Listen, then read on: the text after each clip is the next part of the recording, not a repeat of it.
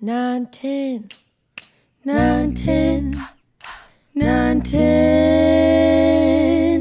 in the morning. Yay. Hey, viewers of the NineTen podcast, whether you're a NineTen student, a NineTen leader, or maybe somebody who just stumbled upon this podcast and is checking it out. For the month of June, we're tackling some topics that fall under the category of mental health. So some anxiety stuff, some depression, suicidal ideation, and kind of tackling our cultural moment right now where so many of us are wrestling with this and struggling with it. And so interviewing a couple counselors, a couple people that have walked through this personally. I shared a little bit of my story in this month's podcast. And so I just wanted to give you a heads up before you dive into this, before you watch it or listen to it on Spotify, that these are some of the things that we're talking about. And so if this is a triggering topic for you, or this is while you're listening, you're wrestling with something, please don't wrestle alone. We would love to talk to you. Reach out to us here in NineTen or at North Coast Church. We'd love to put you in touch with the right people. So thanks for watching. Thanks for listening.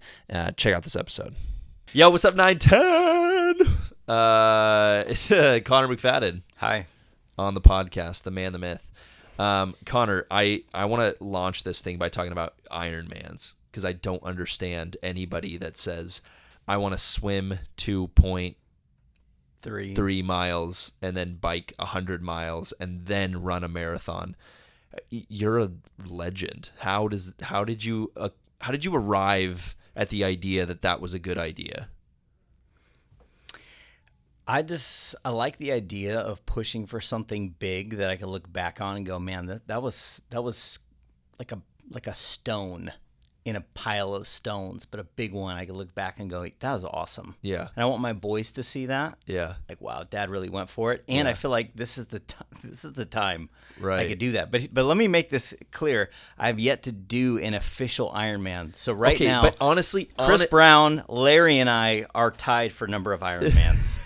And Stan Johnson in accounting, all of you in this room, we're all tied for Ironmans. No, but here's the difference. But I have done the distance. Here's the difference between us, though. You trained for one, it got canceled. Yeah. And then you still did it, but by yourself. Yes. Which to me takes even more discipline. Like Scott Horner, who is no longer a member of our team, may he rest in peace.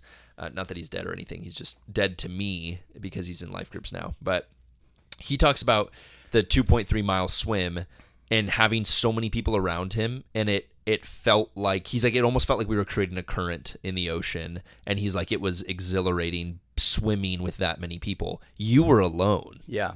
Which to me is infinitely harder to do that alone than if you were just like surrounded by a bunch of people, or you're like in a race, because you're competitive. Right. And so you're not just out there to finish. You want to hit that podium. You're like, I want to score high always. Or low, I guess. And so you were competing against yourself, which is gnarly. Yeah. But I love that. I'm a total weirdo, way beyond what anyone would ever know. Aren't we all? Yeah, we all have our weird things. We are all one weirdos. Of mine. I was trying to tell NineTen about this in a sermon the other day. It didn't really work because they just were staring at me, but that happens a lot. I was like, we're all freaking weird. Like, we are all weird when it's just us, or when it's the people you really trust. Like for me, around just my family, around Paige, like I'm a weirdo. Totally. Like there's some weird things I'll say or do or dance on a table with Piper. Or it just when you're just you, we're all kind of weird. I feel like I'm giving my kids so much ammo right now. Just how I dance, what I wear on the house, my songs. Do they have phones? No. That's nice. But can they film you? They do sometimes on my phone. Okay. And I'll find it later on. I'm like, oh wow, that was that happened this morning. I was amazing. Yeah. And with the Ironman training, there's a lot of spandex. So sometimes I wonder if my neighbors have footage of me in the yard gardening and just whatever I was wearing on the bike that morning, because I just don't care anymore. Yeah. Do you stationary bike or do you bike? Both. Okay. Yeah. Nice. Stationary is kind of nice. And I watch Netflix and just. Do you have a Peloton? Out. No. Oh. Not that cool. Yeah, me neither. I have a Peloton, but it's more of a clothes rack than it is a bicycle. Isn't that the truth? It's sad. During COVID, I used it all the time. Yeah. I was all about it. It was great. It just, I need to get back on it. This is my accountability right here. I've already committed to scuba diving on this podcast with Kip Strawbridge. And now I'm committing to riding my Peloton publicly. Because if I commit to it publicly, I have to do it, right? How much are you going to be riding? Well, if you got a Peloton, it'd be much more interesting because then we could ride together. Do you know that? Can we? We could start at the same time and ride together. We could. Hey. There's a little feature on the camera. You can.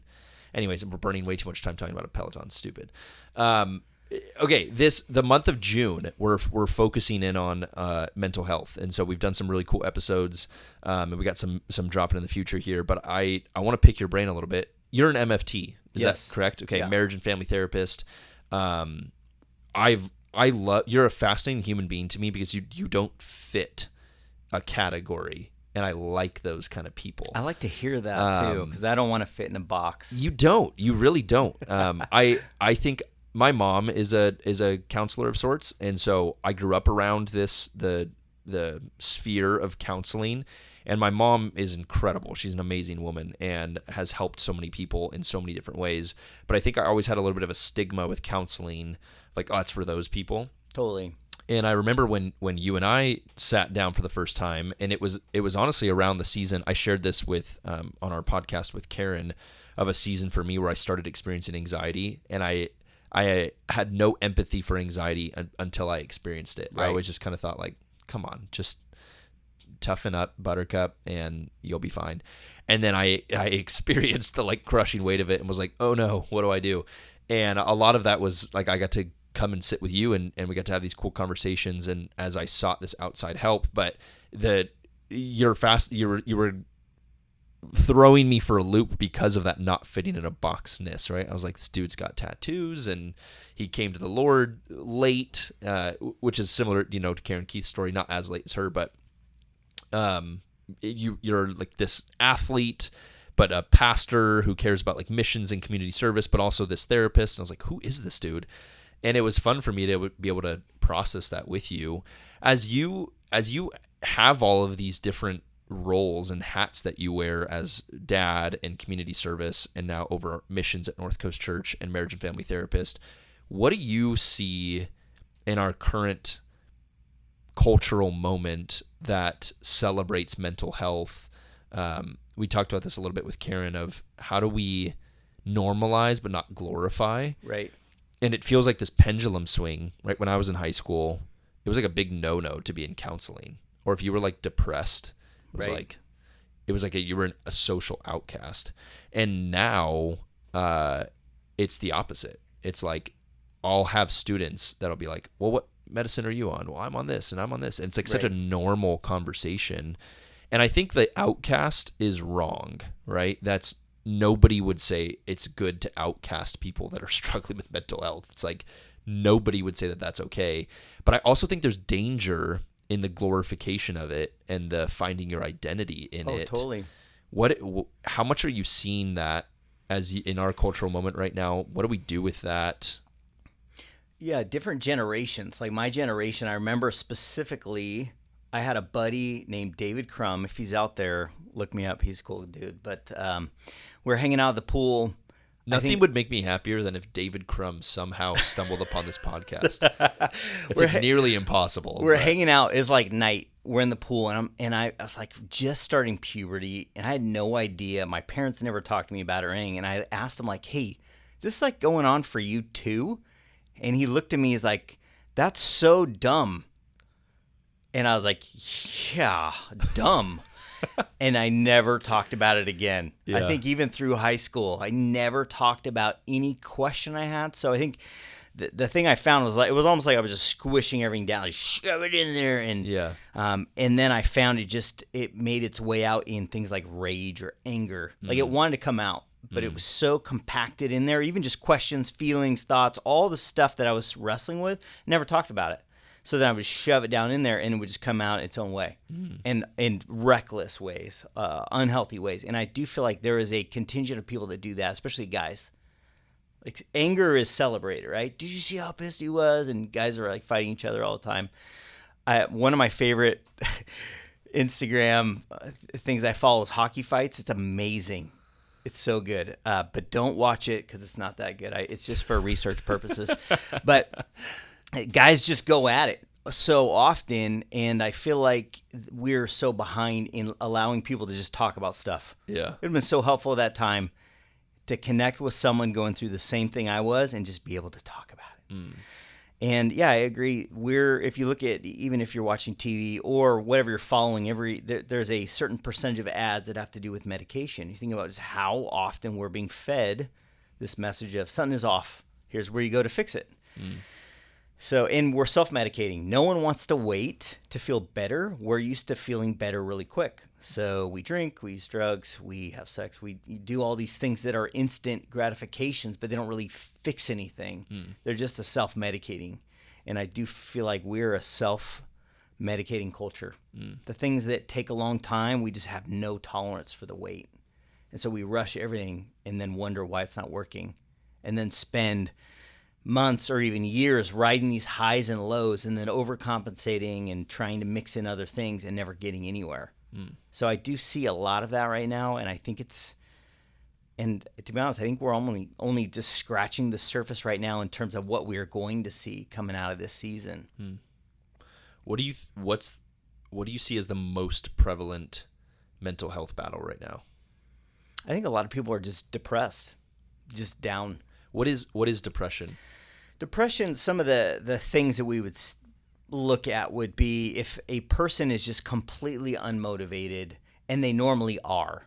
So do teens often, everyone knows teens are notorious for just sleeping in at times, or, I don't know. I don't want to go too far down this trail here, but there are things that if you normally are motivated, now you're not. If your energy is just plummeting, sleep is way off, either sleeping a lot more or not at all, and you just don't care. So you are literally numb.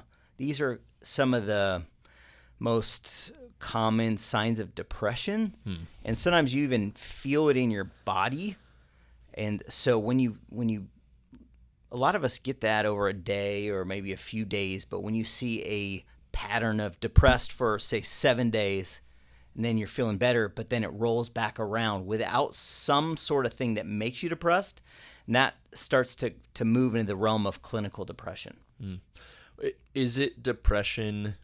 So we talked about this recently in NineTen, that there are 4 categories of people when it comes to God. There are people that know God and are leaning in and want to continue to walk with him. There are people that want to know God, but are maybe wrestling, and they don't. Yeah, maybe there's like that more clear battle between like the world and church, and this is what I want, but I'm just not sure totally how to get there. There's a third category of I don't know and I don't really care, and then the fourth category would be like an atheist. And an agnostic even, of like, whatever. Like there is no God, or that's not worth my time. And I think, honestly, what kind of shocked me is the amount of our students that fell into the I don't know and I don't care category. Would you classify that as a little bit of depression, or is depression more like I find myself in category 2 and then 3 and then 2 and then 3, and when I'm in 3, I'm depressed? Or is the apathy that I've seen a lot more prevalent post-COVID, is a very apathetic mindset in people in general? Is depression playing into that? It definitely can. I'm not sure. I think it's so unique to each person. I know people that you never even know they're depressed, and they're hardcore in their beliefs. They're active and they just suffer through it. And then other people that are on the other side of it, it really throws their whole life off.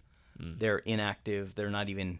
Some of our clients, when I was working at a mental health center, wouldn't even brush their teeth. Wow. They're so deep in it. Picture like a hole that you feel like you can't crawl out of, and so you stop looking for ways out. You just sit and suffer. So it's so unique to each person, but I do see that lack of caring, feeling numb so often. And I think that's also a great signal for you of like, hey, pull someone in who's not numb. Sometimes we cannot change our mood, but the best thing we can do is pull someone in and go, hey, help me with what I'm dealing with now. And even just the act of sharing and starting to pull those things out more and more could change our mood. So it's almost, and it's an act of courage. I have to take steps I don't feel like taking right now because I know they're the right steps. And that is very hard to do when that's the last thing you want to do, is do anything at all. So I look at a lot of people who are fighting depression as very courageous, because it is so hard to fight when you don't have any energy, you don't care, and you've lost hope that your fight is going to do anything. What do you do as somebody who's maybe not wrestling, and then somebody shares with you, like, hey, here's what I'm struggling with, or I am depressed, or I am maybe even a little bit of that suicidal ideation, which is just so prevalent right now. What do you do as the person that gets shared with? There is such a range in that type of thing, where the person who just doesn't feel good, they don't feel like being around. I don't know anyone who hasn't had a day like that. Like, I just didn't feel like being around. And then you have a person who is seriously considering taking their life. So if you're the friend of the person someone's coming to, I think that's when you really want to get to the question of, like, hey, what do you really mean? And just listen. There's something to be said about just listening to someone and staying present and not dominating the conversation. Because our tendency when we're stressed is like, I need to fix this right away. I need to take your big problem, minimize it so it feels comfortable again. We can't do that. We're not God, right? And that's just not a realistic pressure to put on ourselves. The best you could do is just hang in there and go, hey, tell me about that. What does that look like? And start asking really great questions, and then try and get to, what do you mean? Do you mean you just are having a bad day, or you mean you're going to take your own life?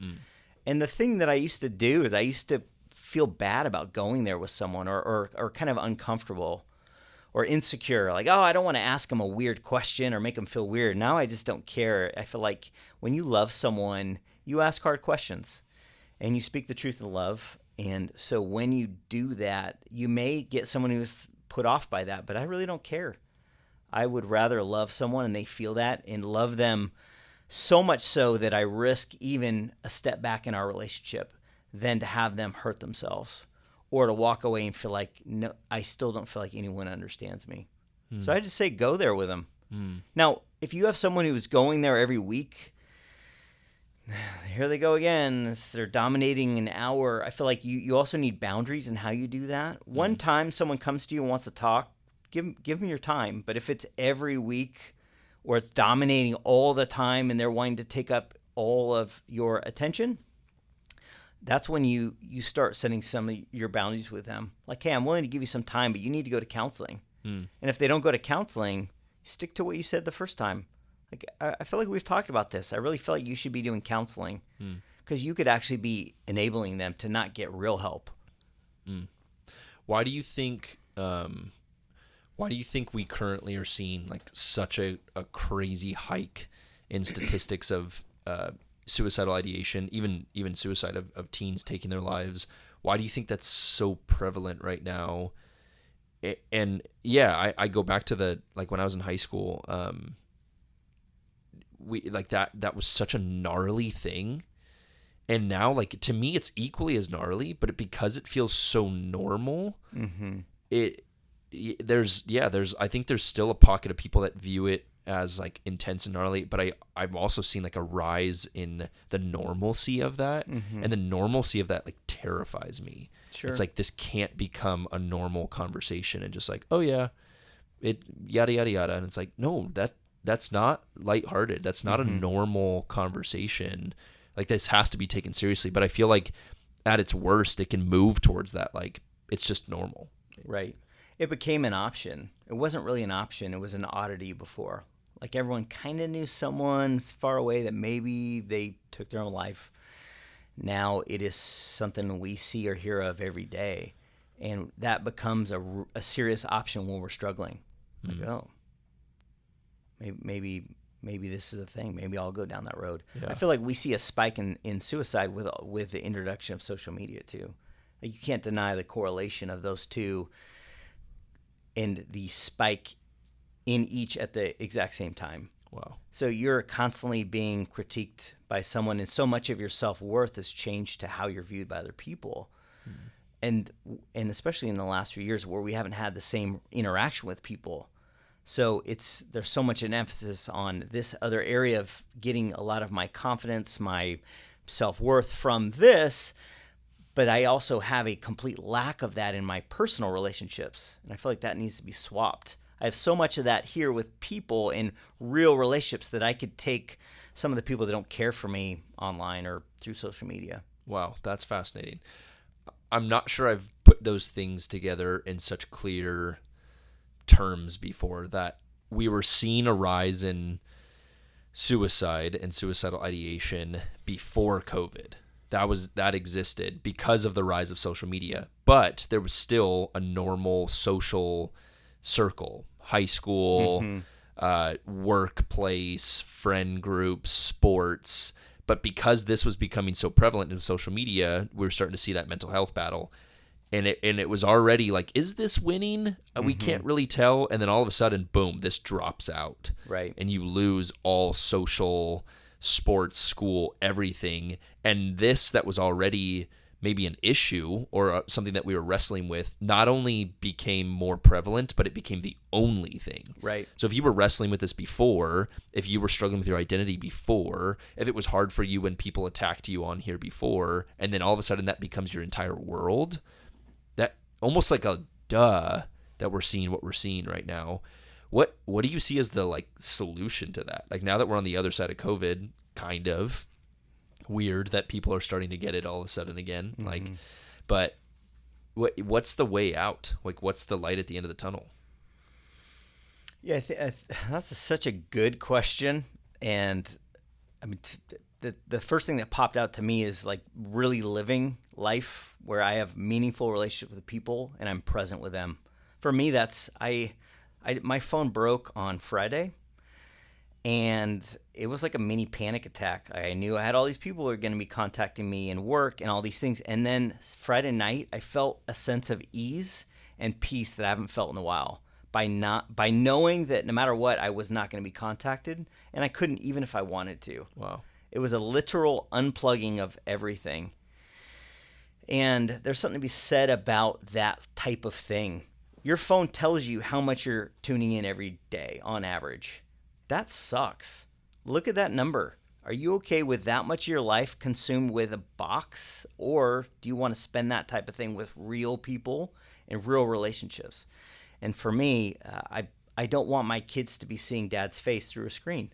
I want them to have time with me. I'm teaching them how to use a phone right now. That is so sobering to me. The fact they're watching me use a phone, do I have to constantly be on it? And I feel an urge to be on it. And so when you can get separation from it, do it. When you're with people, truly be with people. And then encourage them. Let's all put our phones away. When I teach school ministry sometimes, I'll have a box and everyone will throw their phone in there. And the class is a different class because people are fully present. Interesting. Wow. That's good. That's really good. That's convicting for me. I know I love when I don't have my phone. I'll get home sometimes and leave it in my car, or I'll go to life group and I'll leave it in my car, because I think that's me, especially in our roles and our positions. I feel like there's always something I could be working on. And that's a little bit how my mind works too. Yeah. Like I do all my best thinking in the shower, or I'll just be like randomly sitting somewhere and I'll shoot JoJo, who's sitting over here, a text and be like, dude, this is something I'm thinking about, or this is, something I'm dreaming about. I'll send him a freaking long voice memo, or I'll like text Charlene and just process through things. But that's convicting for me to get better at being present with real people. And Piper, like I think about my daughter just going, yeah, absolutely. She's getting to the age where she's watching me. Golly, literally last night, I was on my phone doing something, and she walked up and she was being silly, and then she like looked over at me and then like got in my face and was being silly, and I was like, yikes. I literally grabbed my phone, I threw it across the room. Wow. I threw it at the couch. I didn't like break it, but I just like threw it behind some couch cushions, and it was like a fearful moment for me of right. Like my daughter literally had to be like silly in my face to get my attention. Right. I hate that. Like that is a scary moment for me. My kids are 10 and 11. One's going to be 12 next month. And they don't have phones. And they don't have video games. And I love that they will. The other day I come home, one of my sons had made ninja stars and origami. Like he'd just been creative. It felt so good to see his creativity. That whole side of his brain is just waiting to be used. Right. But when we're just doing a lot of Yeah. YouTube or whatever, he turns that off and just takes. Yeah. So No video games. no video. Well, we had someone had left like the crappiest video game console on the break room at work. It was like a Pac-Man-esque or whatever earliest. There was like 10 games in one. Yeah. And I just put it on the table as this social experiment. Like, what are they going to do? Yeah. And I'm listening to them. Within 10 minutes, they're literally punching each other. And for me, I thought, that's what I need to see. They're not ready for this. There's no fruit from this. Yeah, interesting. And they read a ton. Interesting. So they read. We have an acre in the backyard. Like, go do something. Yeah. So they'll Are they build. YouTubers? No. Whoa. I feel like at 10 and 11, that's got to be a rarity. Like the amount of YouTube that 10 and 11-year-olds consume For and sure. video games that they play, like that's rare. They want to, and so we'll watch some, or I'll show them funny stuff. But I feel like I'm very intentional about even just let's use that creative side of your brain. I need to as well. Right. I notice I can get locked into sports or whatever, work, and I will kind of like what you were saying earlier, your best creative time. Mine is driving with no noise outside of whatever's driving next to me. Yeah. And I'll notice that I'll get some of the most, the best thoughts, ideas in the silence because I'm opening up the other side of my brain to start working. And that side of my brain is ready to go. Yeah. But when I'm in panic mode or work mode or constant, I'm just going through the motions. I'm not allowing myself to be creative. When I used to write homework for life groups, I could spend 8 hours on one question, like wrestle through it, and I'd sometimes wake up in a moment of silence and write 3 great questions in 10 minutes. And so it's even knowing what time of the day is your best creative time, most productive time, and how do you open that up to make that even better. Yeah, that's good. That's good. I started doing that too. I sold my new Tundra, my 2019. You did? I did. And What? I freaking loved that truck. But the market is just silly right now. So I was able to sell it for more than I bought it for 2 years ago. Put 40,000 miles on it and sold it for more, which was silly. But I bought an old truck. It's like a 2006 stick shift, and it's slow. And it's like bouncy. You know, like before I was just like V8 5.7 liter, like just mobbing. And it was great. It was comfortable. So I had limo tinted windows. I was in my own little world in there. Great speaker system. And my new truck's like, it's literally manual crank windows. Yes. Stick shift, slow. But I kind of love it. It's like forcing me into doing something different. Like, and I'd say 90% of the time I'm in my truck, I am not listening to music. I like rolling my windows down now, especially like I live in Fallbrook now for the last like 6 months. And so driving like windy roads with my windows down, no music. Yeah. I think there's something to that. That's like, right. We need this time carved out for us of the silence, the solitude, the being able to think and process. And think about dinner. When you're watching TV and eating dinner, you don't really pick up on what you're eating. It's just like a mindless like, ah. And think about the senses of someone who's lost another sense, like a blind person. Their hearing is insanely good. Yeah. Because they're practicing, they're using so much of their success is learning to use the senses. So when we truly tune into something, you actually are using it to its capacity. So when you're watching TV and eating versus if you're just in a room, truly focusing on what you're eating, you'll find it tastes so much different and better because you're utilizing your sense. Wow. We have lots of capabilities with senses we don't use. Yeah. Because we're just not focused. We're not paying attention. Yeah. Dang. So good. So good. As we wrap up here within the mental health conversation, a lot of our listeners are young adults. They're life group leaders or, a part of the young adult community here at North Coast Church. And then, some 910 students for sure. But what would you leave them with, like in this mental health conversation, if you could kind of land the plane of, hey, here's my encouragement, my challenge, my invitation, what would your 2 cents be? I would say is don't wait till something is not operating to bring it to the shop. Like when you're suffering so bad that you've broke down Think about your car. When you bring into the shop and it's on a tow truck and the engine is smoking, like the damage is done. But if you make a habit of connecting with people and going to church and listening to things that are, I mean, like we have a record player now. We listen to music, like actually listen to music, and it's such a fun experience, so different. But doing things like that, and really it's a habit and a practice of just detaching, and you will find that you are more calm, you enjoy things more, and more present with people. And some of our favorite people are people that are present with us, not distracted people. Are you one of those people? Because if you are, you will be so life-giving to a generation of distracted people. Dang, so good. I love that. Just a cool challenge to be present, a cool challenge to look at that screen time on your phone, and yeah, maybe even set that phone, leave it in your car. Don't listen to a podcast on your drive. Yeah. Roll the windows down. That's good. I love that. Love that challenge. Always love my time with you, Connor. Sure, thanks you. Thanks for being on.